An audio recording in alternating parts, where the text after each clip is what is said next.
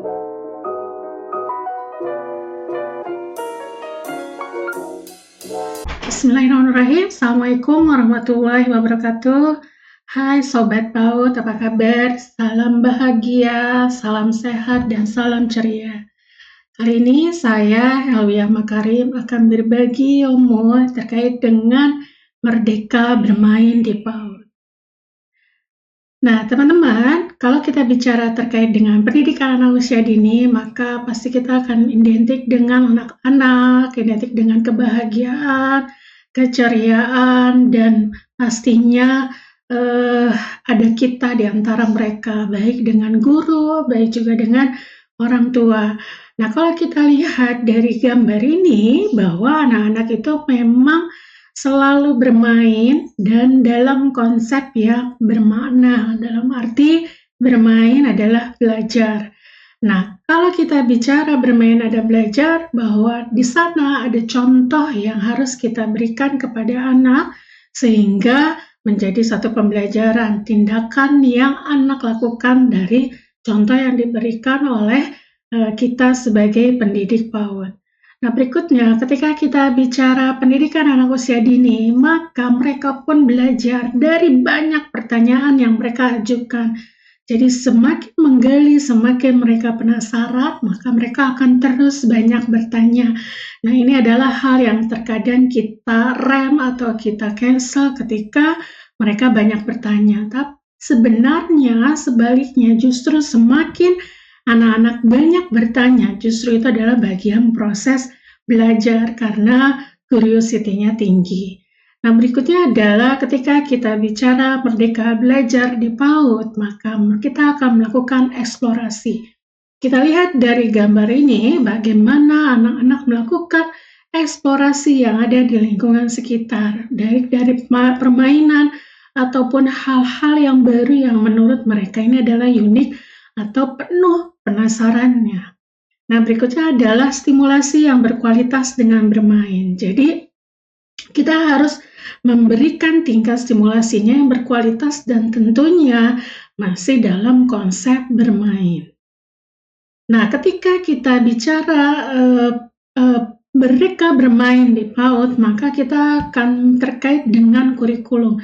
Salah satunya adalah bagaimana sih penyusunan capaian pembelajaran di PAUD, di mana antaranya adalah memberikan ruang kemerdekaan pada mereka, gitu ya, kepada PAUD untuk memberikan eksplorasi mereka, baik dari guru dan anak. Yang berikutnya adalah memberikan kebutuhan mengajar di PAUD didasarkan dengan kebutuhan mereka, artinya harus tercapai sesuai dengan tingkatan usianya. Kita nggak boleh loncat, apapun yang kita ajarkan kepada anak tidak sesuai dengan usianya, tetapi kita harus mengacu kepada standar pencapaian usia si anak tersebut. Berikutnya adalah sarana-prasarana yang dekat dan ramah dengan anak usia dini, sehingga mereka pun merasa nyaman ketika melakukan pembelajaran yang lebih ditekankan kepada mereka untuk bereksplor dan bermain. Nah, berikutnya adalah memfasilitasi tumbuh kembang anak secara optimal, serta kita harus menyamakan persepsi bahwa anak usia dini itu sangat unik. Jadi tidak bisa dibandingkan antara anak yang satu dengan yang lain. Nah, selanjutnya bagaimana sih kalau kita bicara PAUD, maka saat ini telah memberikan perhatian bahwa pada saat mereka masuk kelas rendah untuk kelas 1, 2, dan 3 adalah menjadi bagian pendidikan anak usia dini yang transisi ke SD. Artinya mereka memberikan kesiapan untuk menghadapi tingkatan yang lebih jenjang lagi, yaitu adalah sekolah dasar. Sehingga harus ada sinambung antara pembelajaran yang di PAUD dengan di SD, khususnya di kelas rendah, kelas 1, kelas 2, dan kelas 3. Nah, salah satu tokoh menyampaikan bahwa ketika kita bicara anak usia dini, maka di sanalah adalah anak usia 0 sampai 8 tahun. Dan berikutnya adalah ketika kita bicara kurikulum PAUD dan SD, maka dalam satu pembelajaran yaitu learning progression. Sehingga ini bagian dari PAUD transisi ke SD. Nah, berikutnya adalah capaian kurikulumnya. Kita di fase pada tingkat kelas 1 SD hingga fase A, sehingga anak-anak tetap masih diberikan rasa memfasilitasi tumbuh kembang anak pada pijakan pertama ketika mereka dimasuk kelas 1 SD, yaitu kelas transisi dari PAUD ke SD. Jadi, kalau generalnya adalah di masa-masa mereka kelas 1 itu adalah mereka yang masuk kepada masih transisi, bahwa mereka harus memberikan adaptasi ruang dan waktu hal-hal yang terjadi di PAUD, maka itu pun sebenarnya masih terjadi di SD. Hanya kita memberikan keseimbangan antara perbedaan tersebut. Nah, berikutnya adalah kalau kita bicara kesiapan mereka bersekolah, maka kita harus menekankan kepada bahwa peserta didik itu harus siap atau ready children, sehingga mereka pun juga sudah siap dari segala hal. Artinya kesiapan mereka baik secara lingkungan sekolah, arena bermain, terus juga otomatis teman yang berbeda, guru yang berbeda, dan aura hal-hal lain yang ada di sekolah itu sangat berbeda dari sebelumnya mereka di PAUD. Yang kedua adalah keluarga siap, yaitu ready family. Jadi bagaimana peran serta keluarga dalam hal ini ayah dan ibu pun memberikan kesiapan bahwa anaknya sudah masuk di tingkat sekolah dasar. Nah, berikutnya adalah sekolah yang siap atau ready school. Jadi bagaimana pihak sekolah pun juga memberikan kesiapan. Nah, kalau kita bicara untuk lembaga satuan pendidikan anak usia dini, maka pihak sekolah harus memberikan kesiapan baik sarana prasarana yang mensupport mereka untuk mereka nyaman bermain dan belajar di sekolah tersebut. Nah, begitu juga ketika masuk transisi ke SD, maka pihak sekolah pun juga harus memberikan kesiapan bahwa anak-anak ini masih masa transisi yang auranya atau rasa kebahagiaan di PAUD-nya itu masih terbawa ke SD, sehingga ada beberapa fasilitas yang masih kita siapkan di lingkungan satuan pendidik di tingkat sekolah dasar. Nah, teman-teman, kesiapan bersekolah merupakan kondisi yang harus dibangun berdasarkan kemitraan antara satuan PAUD. Nah, kalau kita bicara kemitraan satuan PAUD, di sini adalah taman kanak-kanak, RA, kelompok bermain, SPS, dan TPA, serta keluarga dan sekolah dasar khususnya di kelas rendah. Nah, bagaimana sih kalau kita mau menjelaskan konsep kesiapan mereka bersekolah? Yang pertama, kematangan emosi yang cukup untuk mengatasi masalah sehari-hari. Nah, perlu kita ketahui bahwa anak usia dini itu sangat beragam karakternya, sangat beragam emosi yang terjadi gitu ya. Jadi bagaimana pihak sekolah dalam hal ini guru dan juga ya orang tua memahami hal-hal tersebut gitu ya. Makanya kenapa kita itu harus memberikan peningkatan bahwa capaian keberhasilan anak usia dini itu harus dilihat dari usianya gitu ya. Sehingga hal-hal yang terjadi kematangan emosi pun juga terlihat dari usia-usia anak tersebut. Nah, berikutnya adalah bagaimana keterampilan sosial yang memadai untuk berinteraksi sehat dengan teman sebaya. Jadi mereka itu merasakan nyaman berteman, merasakan nyaman juga bermain dengan teman-teman tentunya yang pasti seusianya atau sebaya. Nah, berikutnya adalah kematangan kognitif yang cukup berkonsentrasi saat bermain. Jadi bagaimana anak-anak ketika bermain dengan temannya itu konsentrasi dalam arti mereka tuh menikmati, mereka tuh merasa nyaman dan enjoy ketika bermain, karena di bagian dari bermain tersebut juga ada proses belajar. Dan yang berikutnya adalah pengembangan keterampilan motorik dan perawatan diri yang untuk memadai berpartisipasi di lingkungan sekolah secara mandiri. Jadi anak-anak harus dilihat tingkatan usianya terkait dengan motorik kasar dan motorik halus dalam hal tersebut, sehingga akan memberikan kesiapan mereka untuk bermain secara mandiri di lingkungan sekolah.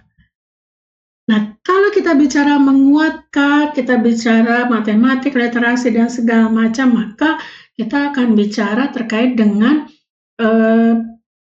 pengembangan pencapaian yang mereka lakukan di sekolah gitu ya. Ada juga bicara tentang anak belajar secara klasikal karena masih berkonsep lebih kepada pulpen atau pensil dengan kertas, masih konsep-konsep yang tidak merdeka bermain di PAUD. Lalu pembelajarannya kita tingkatkan kembali dengan mengeksplorasi diri dan lingkungan. Tentunya dengan pengenalan sains, matematika, teknologi, dan rekayasa ini diberikan dengan cara bereksplorasi, diberikan dengan cara berkreasi, gitu ya. Jadi konsepnya tetap harus kental dengan belajar sambil bermain dan bermain sambil belajar. Karena kita bicaranya adalah anak usia dini. Nah, begitupun juga ketika kita akan membahas tentang literasi, maka kita juga harus menekankan bagaimana sih kita memberikan konsep bahwa belajar membaca, menulis, dan berhitung itu tidak terpaku kepada pensil gitu ya, terus kertas dan lebih ke sifat seperti